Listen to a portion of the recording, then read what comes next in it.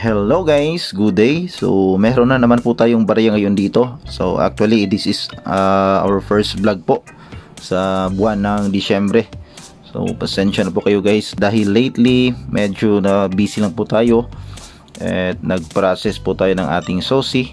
So sa mga tumakbo dyan sa barangay elections, alam nyo na po na required na mag-submit ng SOSI para po ma-cleared sa COMELEC. So ngayon ay we are back and meron tayong barya dito. So meron tayo mga 20 piso coin. Ayan, so year 2020 po ang ating tampok na barya for today's video. Ayan, so meron tayo ditong tatlong piraso na year 2020 pero magkaiba pong variation ito. So ito po yung i-update natin ngayon kung magkano na ba ang kasalukuyang percentage at ang corresponding price appraisal po nitong year 2020. So mahal na ba? Meron bang mahal na variation dito? So yan po ang ating alamin for this video.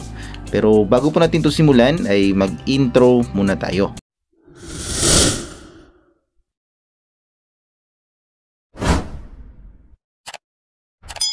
Ayan, hello po sa inyong lahat. Good day, magandang araw, mayong adlaw sa inyong tanan at welcome back po sa aking channel. Kumusta po kayong lahat? Sana po ay nasa mabuti kayong kalagayan. So for today's video nga po ay meron na naman po tayong barya dito. And ang focus natin ngayon, ang pag-uusapan po natin for today's video ay ito pong year 2020 na 20 piso coin.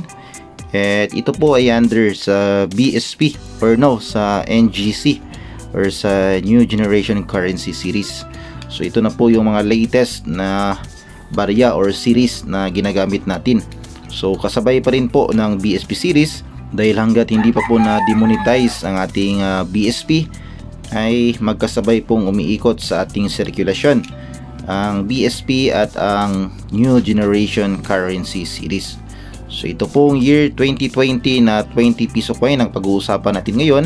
Alamin po natin kung magkano na ba ang kasalukuyang percentage at ang corresponding price appraisal po nito basing po sa palagi natin ginagamit na talaan ang record po ng numista. Pero bago po tayo magpatuloy ay maraming salamat nga po pala sa aking mga subscribers. Maraming salamat sa inyong patuloy na panunood at sa pagsubaybay dito po sa aking munting channel. Maraming salamat sa ating mga OFW at mga senior citizens, sa ating mga kapwa coin hunters at mga coin vloggers. Maraming salamat po sa inyong lahat. At kung bago ka pa lamang po sa aking channel at gusto mong mga video na katulad nito na pinag-uusapan ng ating mga barya, ay huwag mo na rin kalimutang mag-like, mag-comment, mag-share at mag-subscribe. At pakipindot na rin ang notification bell para updated ka sa mga susunod kong videos. So ayun na guys, meron na po tayong barya dito, year 2020 po na 20 piso coin. At ito po ang ating tampok na barya for today. So ito po, year 2020. Ayan. So i-review po muna natin ang kanyang overs at ang kanyang reverse. So unahin po natin dito sa kanyang overs. So dito po sa kanyang overs ay naka-highlight po dito ang portrait po ni Manuel L. Quezon. Ayan. Dito sa right side makikita natin ang 20 piso na denomination at sa ilalim ang kanyang mint mark. Dito naman po sa upper portion makikita natin ang year of mintage. So year 2020 po dito. At dito po sa pinakaitaas makikita natin slightly na paikot nakasulat ang Republika ng Pilipinas and meron po mga dots dito. Ewan kung magkano or ilan bang dots meron dito. So yan po ang makikita natin dito sa kanyang overs or sa harapan. At dito naman po sa kanyang reverse makikita natin dito ang bulaklak na nilad sa left side. Sa upper portion sa right side makikita natin ang silyo or sail ng BSP. Yan. At sa ilalim makikita natin ang Malacanang Palace. At meron po mga dots dito sa bandang gilid. At dito po sa kanyang edge makikita natin dito nakasulat po ang BSP.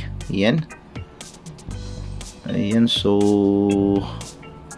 6 yata na BSP ang makikita natin dito sa kanyang edge. So yan po bali ang makikita natin dito sa kanyang edge, sa kanyang overs, at dito sa kanyang reverse. So ito po ay gawa sa bimetallic guys. Ayan, so nickel plated steel po ang kanyang center. Yan. At itong kanyang ring po ay bronze plated steel. So ayan, so dapat bronze po guys. Yan, at ito po ay dumidikit sa magnet. Ayan, so kahit nakalagay po sa coin capsule ay dumidikit pa rin po sa magnet. So dapat bronze po ang makikita natin dito sa kanyang outer ring. Pero meron tayong ipapakita mamaya dahil may kakaiba po tayong na-hunt dito sa 20 piso coin. At pansinin nyo po guys, parang may mint pros po dito sa baryang ito, itong upper mint mark. Ayan, yan, so may luster, pati rin po itong isa. Ayan, pero itong isa guys ay walang luster. Ayan, so same year po sila. Ayan, 2020. So itong isa walang luster, pero dito po, yan, dito natin makikita yung kaibahan nila, yung variation. Yan, hindi mo masyadong makita, kaya tanggalin natin dito sa kanyang coin capsule. Ayan, so ito guys, yan, ito po yung small edge. Yan, maliit po ang pagkasulat ng BSP. And itong isa, check natin, ito yata yung larger edge. So saan ba yun? Yan, check natin yung kanyang edge. Ayan, ito po yung large edge. Check nga natin dito sa Numista. Edge 2. Yan, edge 4 siguro ito, edge 4. Ayan. At itong upper mint mark, so bali tatlong variations lang po meron tayo dito. Itong upper mint mark ay, or high mint mark, ito ay edge 2. Yan, so i-compare nga natin dito sa isa, edge 2. Ayan, so edge 2 rin po itong sa isa. Yan, parang magkapareho lang, or mas malaki ng bahagya itong upper mint mark na hawak natin. So ito yung edge 1, so wala tayong edge 2 na lower mint mark. Pero itong upper mint mark guys, ito po yung pinakamahirap talagang mahanap dito sa year 2020. Pero ewan ko lang, so edge 2 pala na lower mint mark wala tayo, at edge 3 yata, kasi meron pang edge 4. Well anyway, yan lang po meron tayo. So i-check natin dito sa Numista. Yan, check natin dito sa edge 2, sa edge 1 13%. So wala siyang update sa price dito. So edge 2 high mint mark 9%, pero wala rin pong value. Sa 2020 na low mint mark 12%, walang value. Pero dito sa edge 3 58%. Ito yung pinakamalaki guys, pero wala, or meron siyang price appraisal. So sa extra fine 64 pesos, at sa almost uncirculated, at sa kanyang uncirculated ay 120 pesos. So malaki dito sa edge 3. Sa edge 4 naman, ito yung pinakamaliit na percentage. Yan, so 3% guys ang percentage edge 4. So ito yung may pinakamaliit na percentage as of the moment. Pero ito yung surprise natin guys.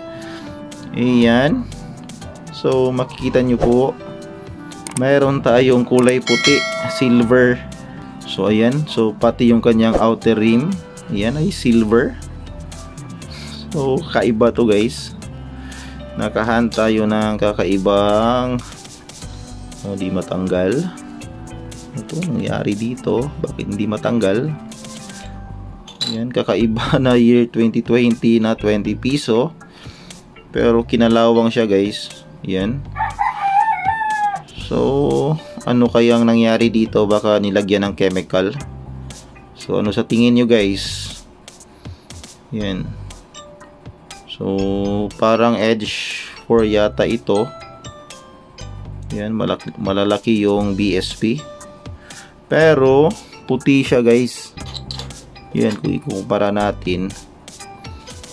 Yan, ewan ko lang kung anong nangyari. Baka nilagyan talaga ng chemical. Kasi nung dumating po sa atin ay ganito na po yung kanyang appearance. So nabigla nga po ako at naisipan kong i-vlog. Yan, may luster pa naman siya oh. Yan, at parang frosted. So check natin. Yan, magnetic naman siya.